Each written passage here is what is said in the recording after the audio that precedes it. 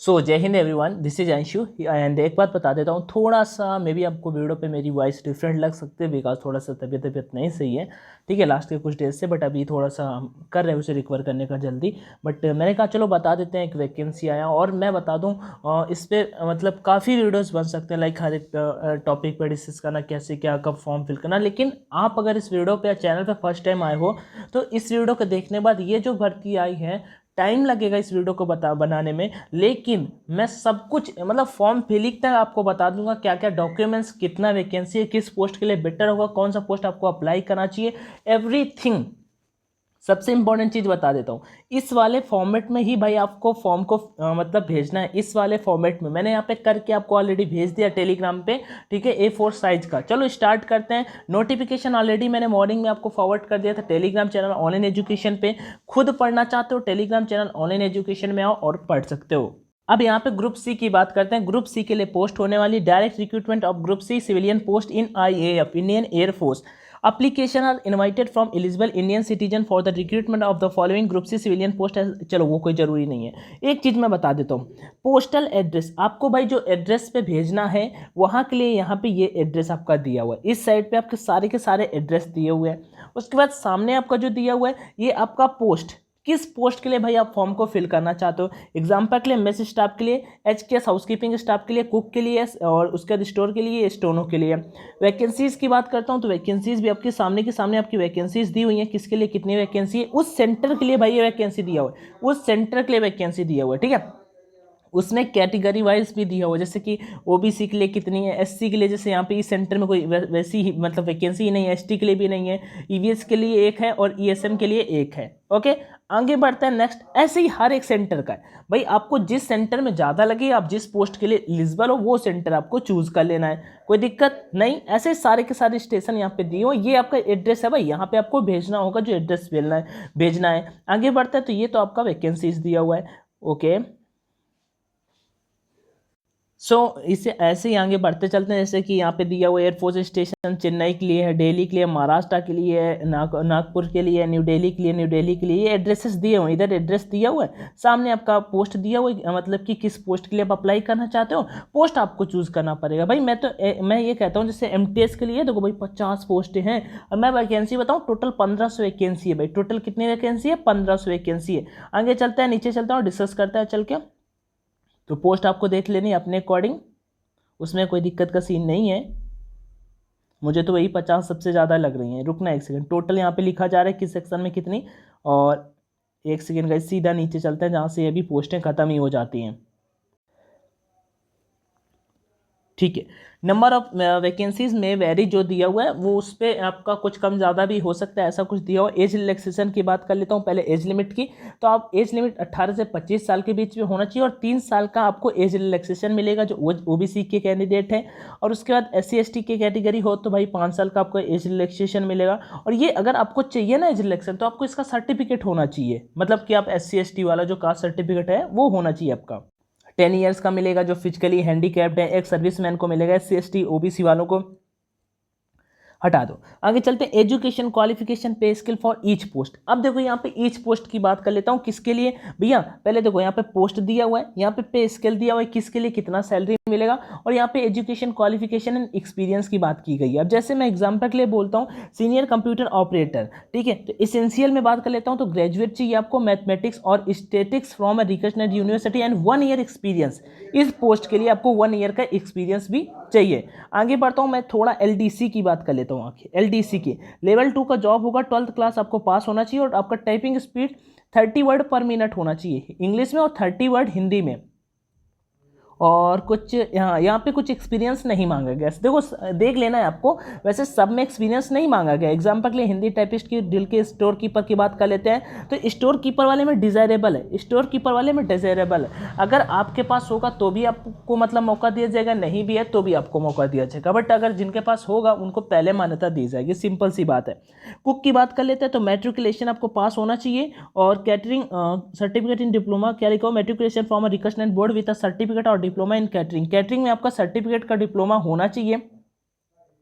ठीक है, बिकॉज और नहीं लिखा हुआ, 1 ईयर एक्सपीरियंस भी आपको इसमें होना चाहिए। आगे बात कर लेते हैं ऐसे पेंटर के लिए एक सर्विसमैन, और इसके बाद पेंटर के लिए कोई ऐसा नहीं है कि यहाँ पे आपको कुछ रिक्वेस्टेड मतलब कि पेंटिंग वेंटिंग का कोई सर्टिफिकेट चाहिए, तो ऐसा कुछ इसके नहीं है। हाउस कीपिंग की बात कर लेते हैं तो यहाँ पे आपको पास भर होना चाहिए, मैट्रिकुलेशन आपको पास होना चाहिए, 10th पास होना चाहिए, इसके लिए कोई वो नहीं है कि आपका कोई सर्टिफिकेट चाहिए।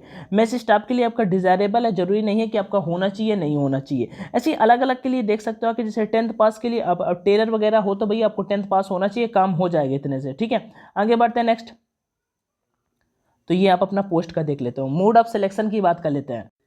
मोड ऑफ सिलेक्शन में आपके एप्लीकेशन को सारे एप्लीकेशन को छांटा जाएगा और टर्म्स ऑफ एज लिमिट के according minimum qualification document and verification आपके सर्टिफिकेट चेक किए जाएंगे, देन आपको कॉल लेटर आपके इशू किए जाएंगे। कॉल लेटर वहाँ पे आपको पोस्ट के थ्रू आपको भेजना होगा और पोस्ट के थ्रू ही आपके आएंगे। Eligible candidate will be required to appear for the written test, जो भी मतलब कि एलिजिबल होंगे रिटन टेस्ट के लिए उन्हें अपीयर होना एक ही दिन सबका हो जाता है। सिलेबस की बात कर लेते हैं, 3rd नंबर पर दिया हुआ है, तो रीजनिंग आपका आएगा, जीके आएगा, उसके बाद आपका मैथ आएगा, उसका जनरल इंग्लिश आएगा, जनरल अवेयरनेस, अर्थमेटिक मैथ इसमें आता है। Answer paper will be English and Hindi, आपका पेपर ऑफलाइन होगा और बोथ लैंग्वेज में होगा। The request number of candidate will B short listed, मतलब एक अपने अकॉर्डिंग वो लोग कैंडिडेट को शॉर्ट लिस्ट करेंगे और स्टेप सेकंड के एग्जाम के लिए वो बुलाएंगे।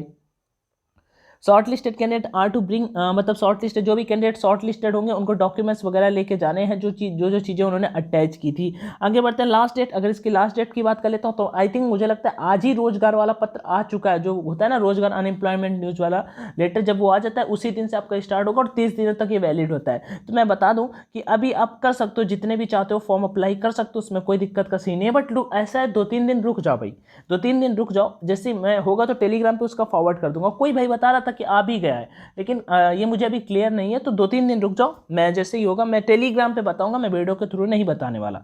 ओके, आगे बढ़ते हैं।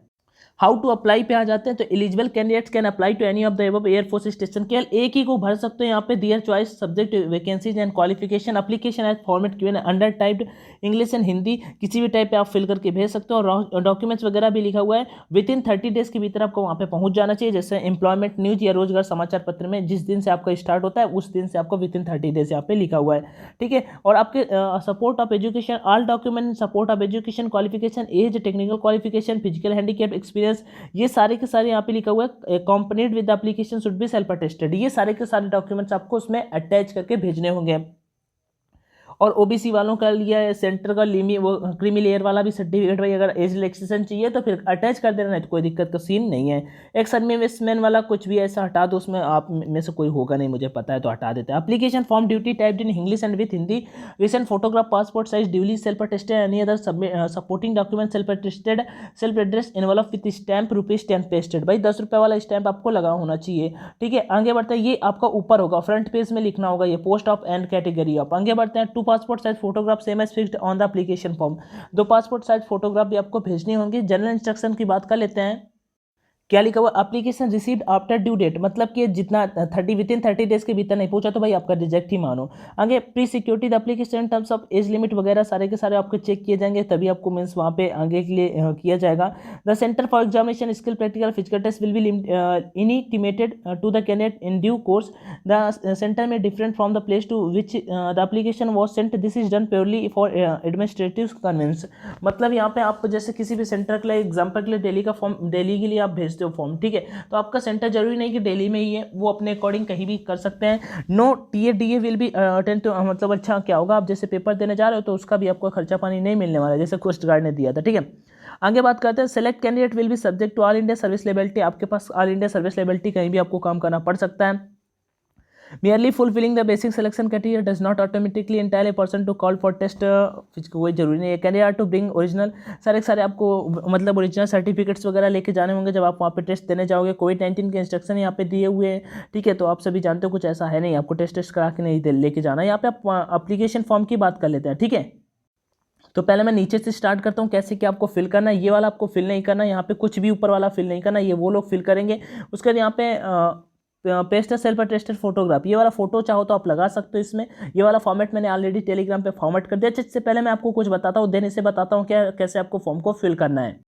वैसे एयरफोर्स XY ग्रुप का एग्जाम भी बिल्कुल सर पे है, तो डेफिनेटली मैं केवल एक ही चीज़ कहूँगा, डेफिनेटली आपको ऑनलाइन टेस्ट लगा लेना चाहिए। कुछ नहीं, 149 में आपको 425 ऑनलाइन टेस्ट लगाने को मिल रहा है, जिसमें आप रैंकिंग देख सकते हो, आपसे कितने आगे आ रहे हैं, आपसे कितने ऊपर है, आपसे कितने नीचे हैं, निगेटिव मार्किंग होगा, बोथ पैटर्न में आपको क्वेश्चन देखने को मिल जाएगा, बेस्ट कंटेंट के साथ आपको देखने को मिल जाएगा, डेफिनेटली आपके लिए परफेक्ट है। लेकिन मैं ज़्यादा कुछ नहीं बोलूँगा, सबसे बड़ी चीज़ है यार टाइम मैनेज करना। यहाँ पे आप अभी टाइम मैनेज करना सीख जाओगे। एग्जाम्पल के लिए आप फिजिक्स सेक्शन जब नंबर आएगा, यहाँ पे भाई 20 मिनट का पहले इंग्लिश का सेक्शन होता है, तो तभी वो इंग्लिश का सेक्शन सबमिट होगा जब आपका 20 क्वेश्चन हो जाएंगे, 20 मिनट हो जाएंगे, नहीं तो आप फिर बैठे रहो। ठीक है, ऐसा ही पेपर में होता है, ठीक है ना। तो पेपर की तरह अगर लगा के करोगे, टाइम मैनेज करना सीखोगे, तो आपको बहुत ज़्यादा हेल्प मिलती है। कुछ नहीं भैया, 149 रुपीज़ में आपको 25 टेस्ट मिल जाते हैं। इतने तो ऑफलाइन वाले भी मार्केट में नहीं मिलते हैं, आप सभी जानते होंगे। बोथ लैंग्वेज में जैसा कंटेंट होता है, ठीक है, बोथ लैंग्वेज में क्या मिलते हैं, हर एक क्वेश्चन का सॉल्यूशन मिलता है क्या, निगेटिव मार्किंग होती है क्या, टाइमिंग साइड में चलता है क्या, सारी चीज़ें यहाँ पे ऑनलाइन में मिल जाते हैं। तो डेफिनेटली ऑनलाइन प्रैक्टिस कर लो, दिमाग ज़्यादा ना लगाओ। बाकी एज यू विश, बस फिर भी अगर कोई दिक्कत आए तो भाई मुझे कमेंट में बताना, मैं जरूर आपको रिप्लाई करूंगा। परीक्षा ऐप इंस्टॉल कर लो, लिंक डिस्क्रिप्शन बॉक्स में है। और उसके बाद वहाँ पे टेस्ट सेक्शन को सेलेक्ट करना। टेस्ट में जो भी बाई करो, मैं तो कहूँगा एयरफोर्स एक्स ग्रुप वाले हो तो एयरफोर्स एक्स ग्रुप अप्रैल स्पेशल होगा, एयरफोर्स वाई ग्रुप वाले हो तो एयरफोर्स वाई ग्रुप अप्रैल स्पेशल होगा। बाई करते समय कोड का ऑप्शन आएगा तो ऑनलाइन D50 डाल देना भाई, 50% का डिस्काउंट मिल जाएगा। मीन्स 300 का 149 हो जाएगा। फिर भी कोई क्वेरी है तो कॉमेंट में जरूर बताना। अभी अपने टॉपिक पर चलता है, तो डेफिनेटली टेस्ट लगाओ, आपको बहुत ज़्यादा हेल्प मिलती है। चलो स्टार्ट करते हैं ऊपर से। अब एप्लीकेशन फॉर द पोस्ट, अब आप किस लिए पोस्ट के लिए करो, कौन सी यूनिट के लिए करो, ऊपर ही लिखा होता है। पोस्ट अप्लाइड फॉर, कौन सी पोस्ट के लिए आप अप्लाई करो। भैया एग्जाम्पल के लिए मैं MTS के लिए कर रहा हूँ, तो मैंने यहाँ पे MTS को फिल कर दिया। उसका नेम ऑफ कैंडिडेट, एग्जाम्पल के लिए आपका नाम क्या है, तो यहाँ पे मैंने लिख दिया अपना नेम आनंद सिंह। उसके बाद यहाँ पे आपको भैया अपनी फोटो लगा देनी है। यहाँ पे क्या लगा देनी है, फोटो लगा देनी है। ठीक है, ब्लॉक लेटर्स में कैपिटल लेटर में सबके सब लिखना। पापा का नाम लिख देना, तो मिस्टर स्टर जो भी हो आपका 10th की मार्कशीट में वही लिखना भाई। डेट ऑफ बर्थ एग्जाम्पल 20/3/2001 या 2005 जो भी आपका है वो यहाँ पे आपको एग्जाम्पल के लिए लिख देना है। और उसका डेट ऑफ बर्थ का attach copy of birth certificate self attested. और भैया डेट ऑफ बर्थ का जो फोटो कॉपी अटैच करना है तो वो तो आपके पास होगा नहीं, तो ऐसा करना, मैंने लास्ट टाइम कैंडिडेट से बोला था, यही सेम इश्यू लास्ट टाइम भी आया था, इससे पहले जब भर्ती आई तो उसका भी एडमिट कार्ड नहीं आया, तो उसमें कैंडिडेट ने क्या किया, 10th का ही मार्कशीट का एक और कॉपी अटैच कर दिया। तो सेम कर सकते हो अगर आपके पास नहीं है। और ये वाली एज क्या, age age on the last date prescribed for receipt of application, तो ये आपका जिस दिन यहाँ पे age on the last date, जिस दिन मतलब ये रोजगार वाला है उस दिन वाला यहाँ पे लिखना है। ठीक है, तो इसका कोई टेंशन नहीं लो, मैं क्लियरली बता दूंगा आपको, कोई टेंशन का सीन नहीं है। आगे बढ़ते हैं। Address for corresponding house number, अपना यहाँ पे पता लिखना है। House number, state number, village, आपका विलेज लिख देना। अगर हाउस नंबर विलेज ना पता हो तो विलेज लिख देना, जो भी आपके गाँव का नाम हो। पोस्ट ऑफिस लिख देना, जो भी आपका पोस्ट ऑफिस हो। डिस्ट्रिक्ट डाल देना, स्टेट डाल देना। ठीक है, और यहाँ पे पिन कोड डाल देना, जो भी आपका पिन कोड हो भाई। परमानेंट एड्रेस तो यहाँ पे वही सेम कॉपी पेस्ट कर देना, अगर आप कहीं और पे नहीं रहते तो वही सेम कॉपी पेस्ट कर देना। कास्ट की अगर बात कर लेता हूं तो यहाँ पे जनरल, OBC, SC ST जो भी हो भाई, तो यहाँ पे आपको लिख देना जनरल आके, OBC SC ST जो भी हो सामने आके लिख देना है। ठीक है, और अगर SC ST OBC हो तो भाई आपको कास्ट सर्टिफिकेट भी ऐड करना होगा, कास्ट सर्टिफिकेट भी आपको अपना ऐड करना होगा। एजुकेशन क्वालिफिकेशन की बात कर लेता हूँ। Attach education qualification self attested, भैया यहाँ पे जो भी की हो, इंटरमीडिएट पास आउट हो तो इंटरमीडिएट लिख देना, ग्रेजुएट हो तो ग्रेजुएट लिख देना, जो भी आप जहाँ तक हो वो आपको यहाँ पे लिख देना है। और उसका एक फोटो कॉपी भी आपको अटैच करना है। ठीक है, आगे बढ़ते हैं। एनी अदर क्वालिफिकेशन एक्सपीरियंस, और अगर आपके पास है तो कर देना, नहीं तो कोई दिक्कत का सीन नहीं है। एनी अदर मीन्स आपके पास ITI है या फिर पॉलीटेक्निक है या फिर आपके पास और कुछ है, आपके कंप्यूटर का कोर्स है, तो वो चाहो तो यहाँ पे ऐड कर सकते हो, नहीं तो इसे रहने देते हैं। Category for which applied for, आप मतलब किस category for which applied for, ठीक है, तो इनमें से किस कैटेगरी से आप हो, बिलोंग करते हो आई थिंक, तो यहाँ पे अनरिजर्व जो भी हो आप वहाँ पे आके लिख देना। ठीक है, और अगर आप हैंडीकैप्ड वगैरह हो तो आपको अपना लाइक सेल्फ अटेस्ट करना होगा। ठीक है, आगे technical training experience if you have दिन करना, नहीं तो कोई दिक्कत का सीन नहीं है। Domicile self attested copy, domicile self attach मतलब कि आपके पास डोमिसाइल सर्टिफिकेट होना चाहिए, उसका कॉपी भी यहाँ पे आपको अटैच करना होगा। आगे बढ़ते हैं। Whether register with any employment exchange, yes no, अगर पहले आई थिंक किसी भी जॉब में काम कर चुके हो तो आई थिंक नो पे आपको क्लिक कर देना। I am not sure about it but don't worry, I will clear it. ठीक है, तो इसका कोई टेंशन नहीं है। आगे बढ़ता है। Next, I hear by certificate that I have particular, ठीक है, मैंने सारी चीज़ें पढ़ ली हैं कि हाँ मैं ये सबको सही करता हूँ। अपना सिग्नेचर मार देना, उस दिन जिस दिन आप भेजना उसी दिन का यहाँ पे डेट डाल देना। और ये वाला ऑलरेडी मैं ऑफिशियल रिकॉर्ड वाला आपको बता चुका हूँ। नीचे अगर बात कर लेते हैं नेम की, तो नेम अपना डाल देना, फादर नेम अपना डाल देना, house number, state, district, pin code वगैरह डाल देना। ये इंडेक्स नंबर आपको नहीं डालना, ये भी आपको नहीं डालना, ये भी आपको नहीं डालना है, ये भी आपको फोटो वाली चाहो तो आप लगा देना, कोई दिक्कत का सीन नहीं है। बाकी फिर भी अगर इस भर्ती की रिगार्डिंग कोई दिक्कत है तो मुझे कॉमेंट में जरूर बता सकते हो। ऑलरेडी मैंने इस भर्ती की रिगार्डिंग, ग्रुप सी के भर्ती की रिगार्डिंग बहुत वीडियोज़ बनाए थे, तो आपको चैनल पर देखने को मिल जाएंगे। वीडियो पसंद आया तो शेयर करना, ना आया हो तो कोई दिक्कत का सीन नहीं है। टेक केयर एवरीवन, जय Hind and thank you for watching this video. All the best and जय हिंद।